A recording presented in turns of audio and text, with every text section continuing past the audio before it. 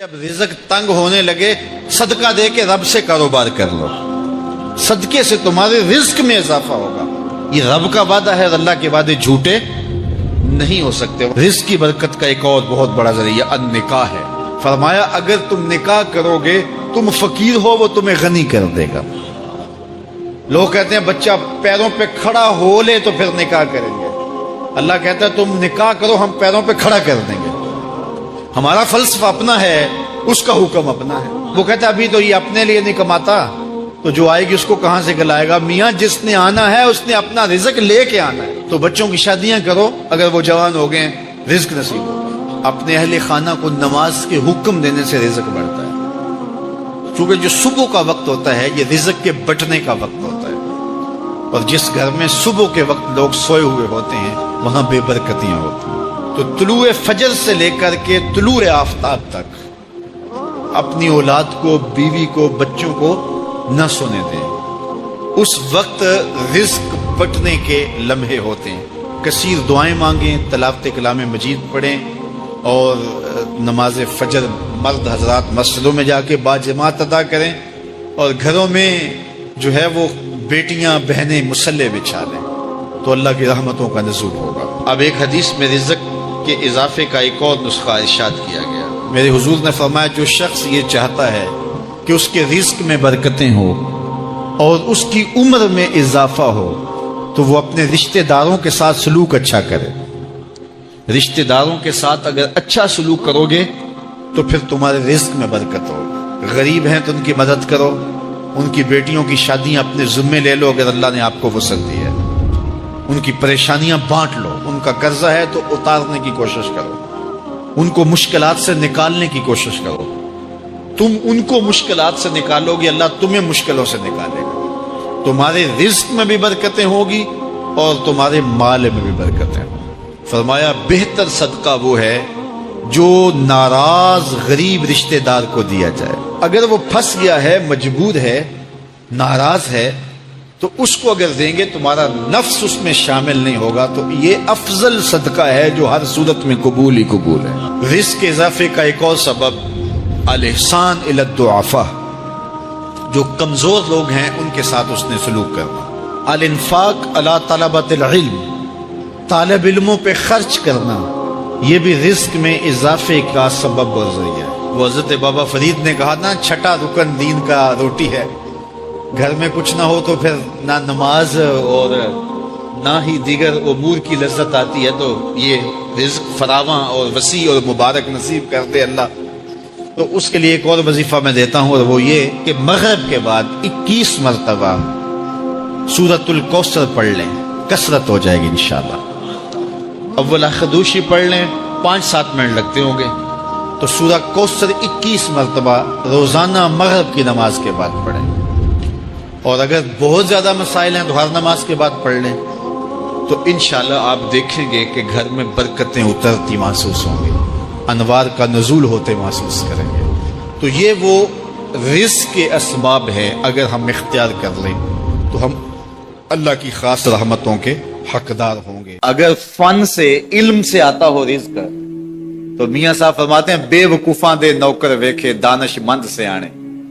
بے وقوفاں دے نوکر ویکھے دانش مند سیانے۔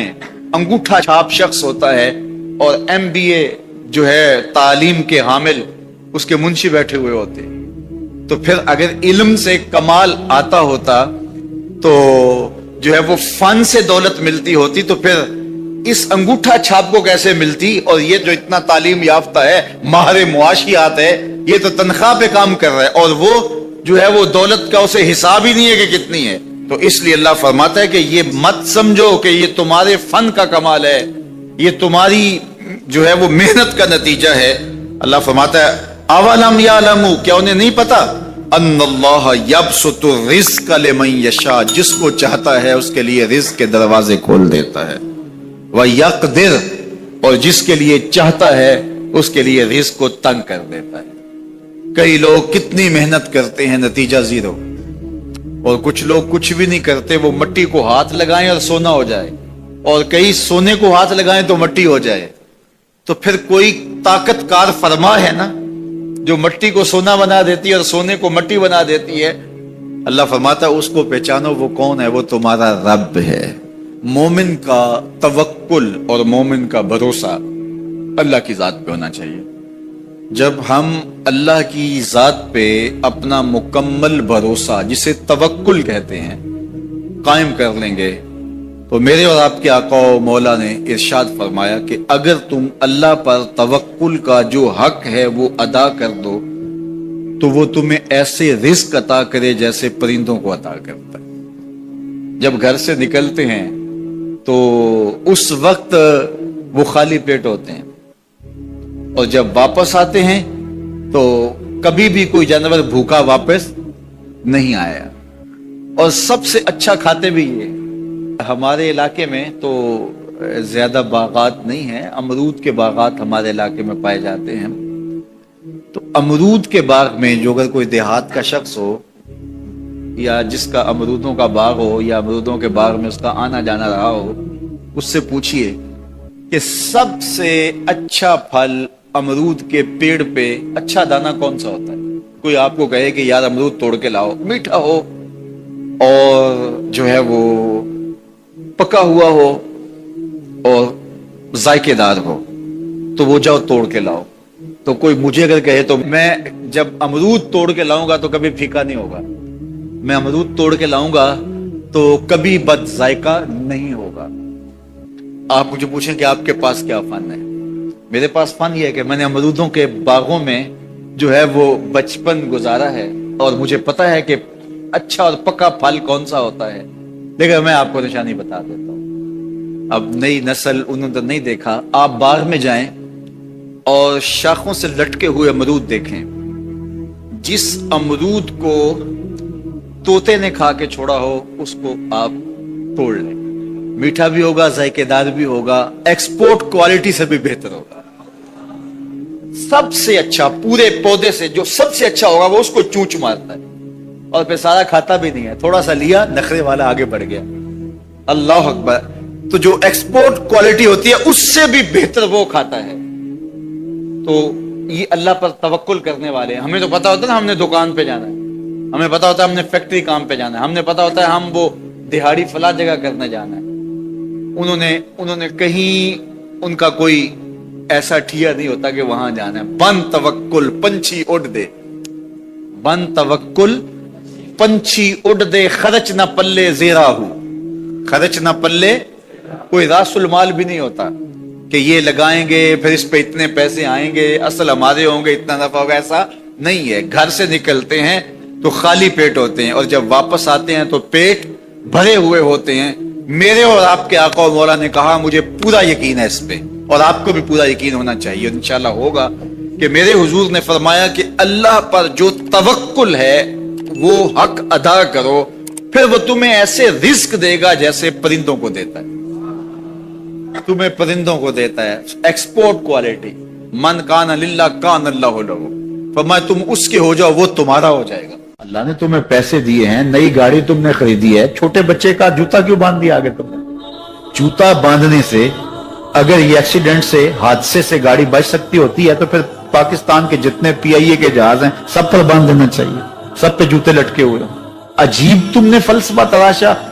किसी ने जो है वो काली रंग की पट्टी बांध दी नीचे जिससे इसको नजर नहीं लगेगी। घोड़े के पांव के नीचे जो खुरी लगी हुई होती है, कुछ लोगों ने अपने घरों में वो बांधी हुई होती है कि इससे हमारे घर के अंदर कोई मुसीबत नहीं आएगी, कोई तकलीफ नहीं आएगी। किसी ने हंडिया अपने घर के ऊपर उल्टी रखी हुई होती है, ये हंडिया बचा लेगी। और मियां हंडिया क्या बचाएगी तुझे?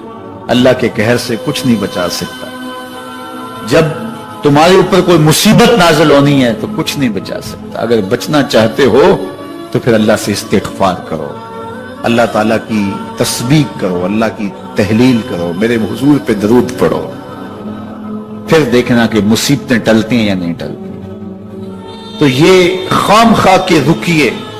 और ये आमिल लोग जो हैं इनका तो काम ही यही है, इनका काम चलता है लोग ज़ोफुल इत्तिकादी में मुब्तला रहे, और ये कह देते हैं कि आपके खानदान में एक मनहूस औरत है, ये उसका किया हुआ है, तो कोई ना कोई मनहूस तो पहले ही उन्होंने तय कर रखी होती है, फौरन ज़हन वहां जाके लिख हो जाता है। اس کا نون سے نام شروع ہوتا ہے، اس کا کاف سے نام شروع ہوتا ہے، اس کا جیم سے نام شروع ہوتا ہے، تو پورے خاندان میں کسی کا نام کاف، نون یا جیم سے تو شروع ہوتا ہی ہوگا، یا دوستوں میں تو فوراً ذہن جو ہے ادھر منتقل ہو گیا۔ اب یہ بابا جی نے بتا دیا ہے، ہاں ہاں ہاں اس نے یہ بات کی تھی، کچھ باتیں یاد آنے لگی، اس کاف سے شروع ہونے والے نام کے ساتھ نفرت پیدا ہو گئی۔ اس بابے نے نفرت کا کاروبار کیا، اس نے تو 100 روپے 200 روپے لے لیے، لیکن دو انسانوں کے اندر نفرت ڈال دی۔ اس کا گریبان کل قیامت کے دن پکڑا جائے گا۔ ان ملنگوں کے پاس، ان ذوف الاعتقادی کو پھیلانے والوں کے پاس کبھی نہ جاؤ۔ تمہیں مصیبت پڑی ہے، تمہیں لگ رہا ہے کہ شاید میرے اوپر جادو ہے، تو پڑھو نا سورہ بقرہ، جادو جڑ سے اکھڑ جائے گا۔ 40 دن اپنے گھر میں سورہ بقرہ پڑھو، برکت ہوگی۔ کہتے ہیں مولوی صاحب 40 دن تو نہیں پڑھی جا سکتی، 2.5 پارے، ہمیں کوئی تعویذ ہی کرتے ہیں، ہم شارٹ کٹ چاہتے ہیں نا، روزانہ صبح 2.5 پارے سورہ بقرہ پڑھے، یہ تو ہم سے نہیں پڑھی جائے گی، تو آپ کوئی تعویذ ہی لکھتے ہیں۔ کاروبار میں برکت نہیں، میں کہتا ہوں پڑھو نا سورہ واقعہ، 3 رکوع ہیں، برکت ہوگی۔ ہم کہتے ہیں ہمیں تعویذ ملنا چاہیے، بس وہ ہم گلے میں رکھ دیں، بٹوے میں رکھ لیں، پرس میں رکھ لیں، اور ہمارا کام ہو جائے، ہمیں کچھ بھی نہ پڑھنا پڑے، ہمیں وضو تک نہ کرنا پڑے، نماز نہ پڑھنی پڑے، اور برکت ہو جائے۔ ایسے برکت تو نہیں آتی۔ اس لیے چھوڑو ان کی جان، آؤ قرآن مجید پہ آؤ، آؤ سجدوں پہ آؤ، آؤ دعاؤں پہ آؤ۔ سحری کے وقت اس کی رحمتیں آواز دے رہی ہوتی ہیں، حل میں مسترزقن، ہے کوئی رزق مانگنے والا، اور تم اس وقت سوئے ہوئے ہو، سارے دن ٹھوکریں کھاتے ہو۔ آؤ نہ اس وقت جھولی پھیلا کے، ہاتھ پھیلا کے کہو مالک تو جھولیاں بھر دے، تو پھر دیکھنا میرا بیٹا سالم مشرکین کی قید میں ہے اور میں فاقوں کی حالت میں ہوں، تو فرمایا آل محمد کے پاس ایک سیر جو ہیں، بس اس کے علاوہ ہمارے پاس بھی کھانے کے لیے دنیاوی اسباب نہیں ہیں۔ کہا صبر کرو اور اللہ سے ڈرو، اور لا حول ولا قوت الا باللہ کثرت کے ساتھ پڑھو۔ یہ ایسا وظیفہ ہے، ایک حدیث پاک میں آتا ہے کہ یہ 99 بیماریوں کا علاج ہے، اس میں سب سے کم درجے کی بیماری ہم اور غم ہے، یہ دکھوں کا مداوع ہے، مشکلات کا علاج ہے، اور یہ وظیفہ میرے حضور نے بتایا۔ حضرت ابو ذر غفاری رضی اللہ تعالیٰ عنہ کو حضور نے 5 چیزیں بتائی تھی، ان میں سے 5ویں چیز یہ تھی کہ ابو ذر کثرت کے ساتھ لا حول ولا قوت الا باللہ پڑھا کرو۔ فرمایا عرش الہی کے نیچے ایک خاص خزانہ ہے، یہ وظیفہ وہاں سے آیا ہے، یہ زندگی میں معمول بنا لو، جب پھنس جاؤ، مشکلات میں آ جاؤ تو لا حول ولا قوت الا باللہ پڑھو، اللہ راستے کھولے گا۔ تو حضور نے 3 چیزیں فرمائی، اللہ سے ڈرو، صبر کرو، اور کثرت کے ساتھ لا حول ولا قوت الا باللہ پڑھو۔ وہ فرماتے ہیں کہ میں یہ عمل شروع کیا، ابھی گھر میں بیٹھا ہی تھا کہ دروازے پہ دستک ہوئی، تو میں اٹھا کہ دروازہ کھولوں دیکھوں کہ کون ہے، تو دروازہ کھولا، دیکھا میرا بیٹا کھڑا ہے اور اس کے پیچھے 100 اونٹ کھڑے ہیں۔ تو میں نے کہا کہ تم اور یہ اونٹ؟ کہا مجھے موقع لگ گیا، میں ان کی قید سے بھاگ آیا۔ وَيَرْزُقْهُ مِنْ حَيْثُ لَا يَحْتَسِبُ، وہ تمہیں وہاں سے رزق دے گا جہاں سے تمہیں گمان بھی نہیں۔ اس کے ہو کے تو دیکھو، اللہ اکبر، اللہ کے ہو جاؤ تو پھر وہ تمہاری ضرورتوں کا کفیل ہو جائے۔ فرمایا حضرت عبداللہ ابن مسعود رضی اللہ تعالیٰ عنہ نے کہ کسی شخص کو فقر و فاقہ آ جائے تو وہ لوگوں کو بتائے کہ میں آج کل بڑے مشکل حالات میں ہوں، ہر وقت لوگوں کو بتاتا رہے، تو اس کی مشکل بڑھے گی، اس کی مشکلیں آسان نہیں ہوں گی اس طرح۔ اور اگر وہ اپنی اس مشکل کو کسی سے شیئر نہ کرے بلکہ مصلی بچھا کے اپنے رب سے کہے کہ مالک فقر و فاقہ آ گیا ہے اور اس کا علاج تیرے پاس ہے، اس مرض کا مداوع تیرے پاس ہے۔ حضرت عبداللہ ابن مسعود فرماتے ہیں کہ رسول کریم نے فرمایا جلد یا بدیر اللہ اس کو مالا مال فرما دے۔ یہ بھی کبھی کر کے دیکھو، مشکل آ جائے، فاقہ آ جائے، اور قرآن مجید کا دل سورہ یاسین ہے، جس نے 1 مرتبہ سورہ یاسین کی تلاوت کی اللہ 10 مرتبہ قرآن پڑھنے کا ثواب عطا کرے، اور کتنا بڑا اجر ہے۔ آپ 1 سال میں بھی شاید 10 قرآن مجید نہ ختم کر سکیں، اور سورہ یاسین پڑھیں تو 10 مرتبہ قرآن مجید پڑھنے کا ثواب نصیب ہوگا۔ تو اپنی صبح کا آغاز سورہ یاسین سے کیا کریں، نماز فجر کے بعد اشراق تک سورہ یاسین پڑھ لیا کریں۔ سورہ یاسین اگر آپ پڑھ کے اپنے دن کا آغاز کرتے ہیں، آپ کا سارا دن خیر سے گزرے گا۔ اس دن اگر کاروبار کریں گے تو برکت ہوگی، اس دن بہت ساری بیماریوں سے، آفات و بلیات ارضیہ و سماویہ سے بچے رہیں گے، لوگوں کے شر سے، حادثات سے محفوظ رہیں گے۔ میرے حضور نے ارشاد فرمایا، قرآن مجید میں ایک سورت ہے جس کی 30 آیات ہیں، اگر کوئی شخص اس کی تلاوت کرتا ہے تو وہ سورت پڑھنے والے کی شفاعت کرتی ہے، اور اتنی بار شفاعت کرتی ہے کہ اس کو بخشوا کے چھوڑتی ہے۔ وہ سورت کون سی ہے؟ وہی تبارک الذی بیدہ الملک، یہ سورت الملک ہے، 30 آیتیں ہیں۔ جو شخص اس کی تلاوت کرے، یہ اتنی بار سفارش اللہ کی بارگاہ میں کرتی ہے کہ اپنے پڑھنے والے کو بخشوا کے چھوڑتی ہے۔ تو اپنے دن کا آغاز سورہ یاسین سے کریں اور اپنی شب کا آغاز سورہ ملک سے کریں۔ سونے سے پہلے سورہ ملک کی تلاوت ضرور کر لیں، انشاءاللہ اس سے رات برکت سے گزرے گی۔ جس نے ایک دن میں 100 مرتبہ سبحان اللہ و بحمدہ پڑھا، کتنی مرتبہ؟ 100 مرتبہ کیا پڑھا؟ سبحان اللہ و بحمدہ، فرمایا کہ اس کے گناہ سمندر کی جھاگ کے برابر بھی ہوں تو اللہ معاف فرما دے گا۔ تو یہ اپنے وظائف میں شامل کر لیجئے، سبحان اللہ و بحمدہ۔ اور حدیث بخاری ہے کہ 2 کلمے ایسے ہیں جو اللہ کو محبوب ہیں اور زبان پر مشکل نہیں، زبان پر بڑے آسان ہیں، اور جب میزان پہ رکھے جائیں گے تو پلڑے کو جھکا دیں گے، بڑے بھاری ہیں میزان پہ۔ وہ 2 کلمے یہی ہیں، سبحان اللہ و بحمدہ، سبحان اللہ العظیم۔ تو اگر اس کو 100 مرتبہ روزانہ پڑھے تو سمندر کی جھاگ کے برابر بھی گناہ ہو تو اللہ معاف فرما دیتا ہے۔ اللہ فرماتا ہے ما یفعل اللہ بعذابکم، وہ تمہیں عذاب دے کے کیا کرے گا؟ ذرا لہجہ دیکھیے، ذرا انداز، ما یفعل اللہ بعذابکم، وہ تمہیں عذاب دے کے کیا کرے گا؟ تم اس کی مخلوق ہو، اپنے دستے قدرت سے اس نے تمہیں بنایا ہے، تو وہ تمہیں عذاب دے کے کیا کرے گا؟ اس کی ضرورت نہیں ہے کہ تمہیں عذاب دے، نہ اس کی چاہت ہے کہ تمہیں عذاب دے۔ کوئی خود چھلانگے لگائے تو اس کی مرضی۔ فرمایا کہ ما یفعل اللہ بعذابکم، وہ تمہیں عذاب دے کے کیا کرے گا؟ ان شکرتم وآمنتم، اگر تم شکر ادا کرو اور ایمان لاؤ تو وہ تو قدردان ہے جو کوئی اس کا شکر کرتا ہے اور جو اس پر ایمان لاتا ہے۔ تو اللہ اس کے لیے عذاب نہیں رکھا، اس کے لیے رحمتیں رکھی ہوئی ہیں۔ تمہیں دستے قدرت سے بنایا ہے اور وہ تمہیں خوش دیکھنا چاہتا ہے، تمہیں خوشحال دیکھنا چاہتا ہے، تمہیں سرشار دیکھنا چاہتا ہے، تمہیں نہال دیکھنا چاہتا ہے، تمہاری زندگی کو خوشگوار دیکھنا چاہتا ہے۔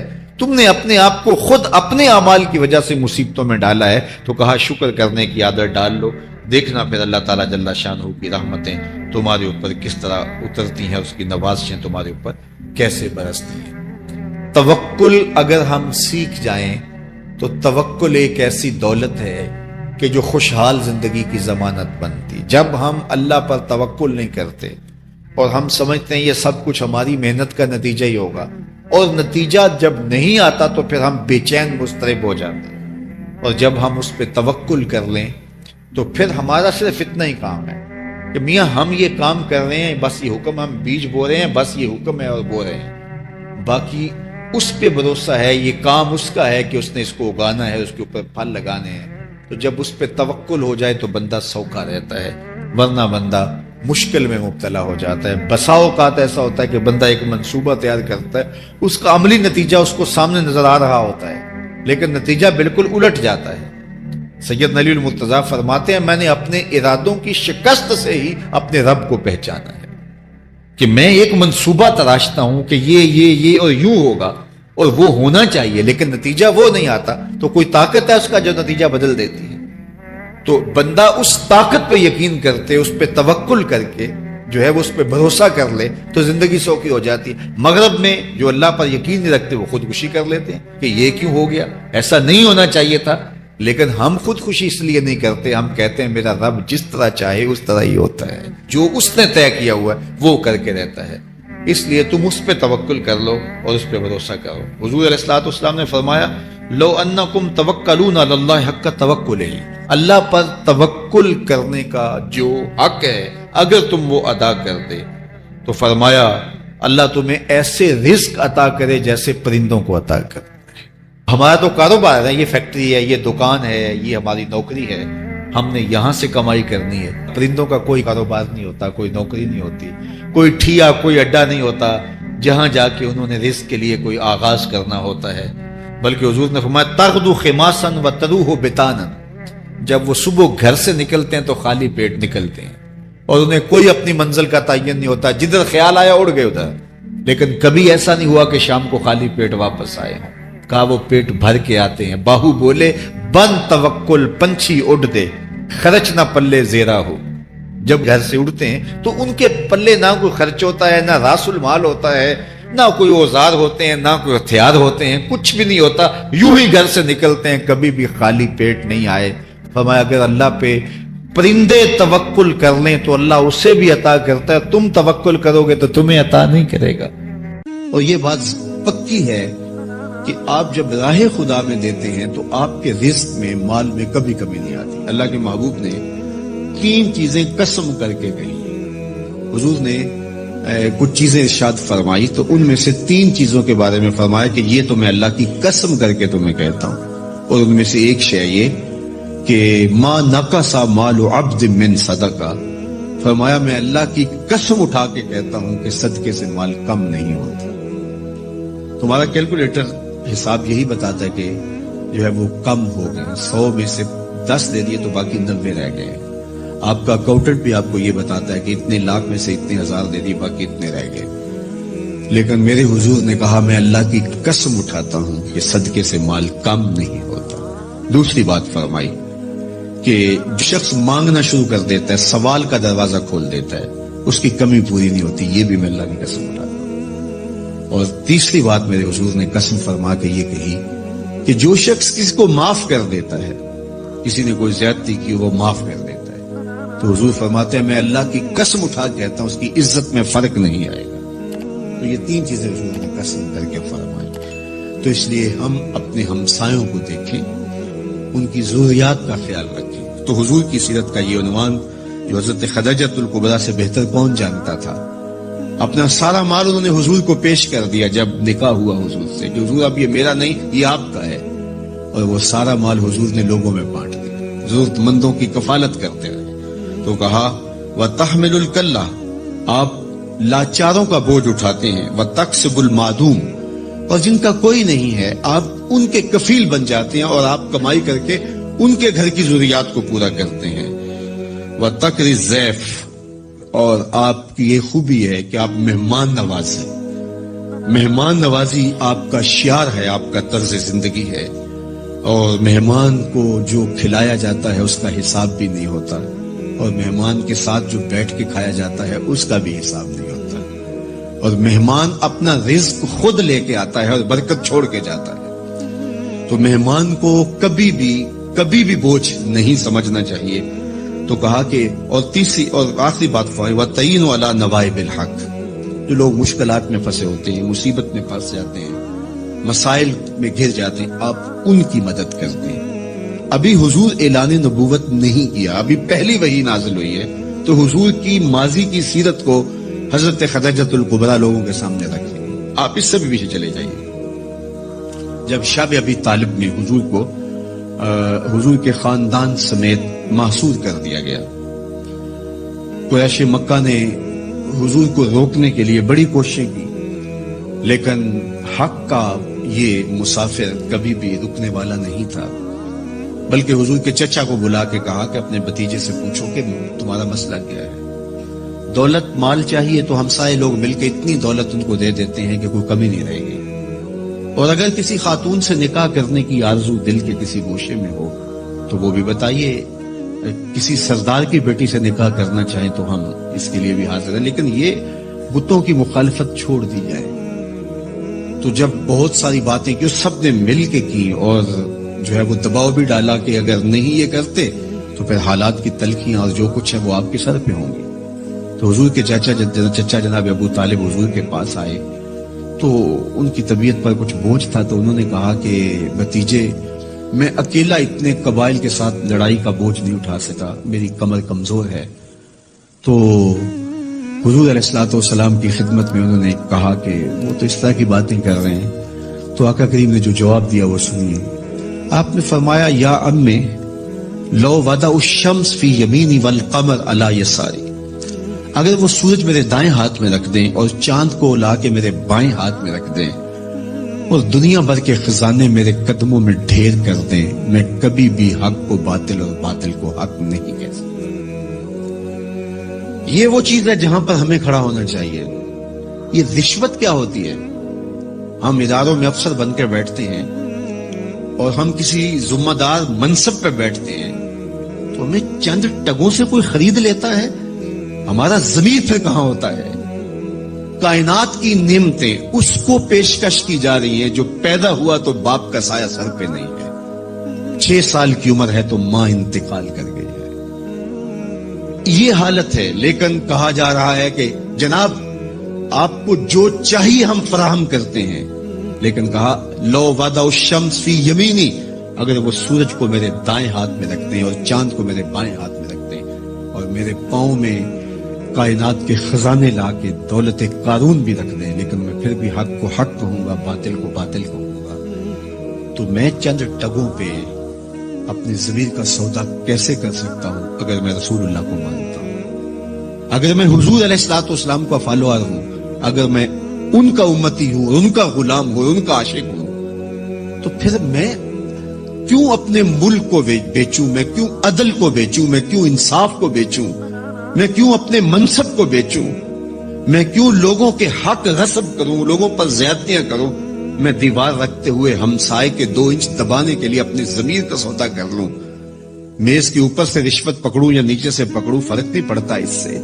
मैं अपनी जमीर का सौदा किया है और बरसरे बाजार किया है और बहुत सस्ता बेचा मैंने अपने आप को। वो क्या किसी ने कहा था कि हर दो आलम कीमतें खुद गुफ्ताई, निरख बाला कुन के अर्जानी हुनूस, 2 जहां को तूने अपनी कीमत बताया है, अपना निरख बताया है कि 2 जहां मेरी कीमत लगती है, कहा कीमत बड़ा अभी सस्ता बिक रहा है, ये सारी कायनात तेरी कीमत लगा दी जाए लेकिन तेरी कीमत फिर भी नहीं है और तू सस्ता बिक रहा है, निरख वाला कुन के अर्जानी हुनूस, तेरी कीमत जो है वो ये 2 जहां नहीं है, तेरी कीमत सिर्फ तेरे रब की रिजा है। तो कहा कि मैं कभी भी, तो ये हुजूर अलैहिस्सलाम की जिंदगी थी। खैर उन्होंने जब कहा कि मैं तो नहीं तुम्हारी बात को मानने वाला, तो फिर उन्होंने समाजी बाइकाट कर दिया, सोशल बाइकाट कर दिया और हुजूर को शाब अबी तालिब में मुक़य्यद कर दिया।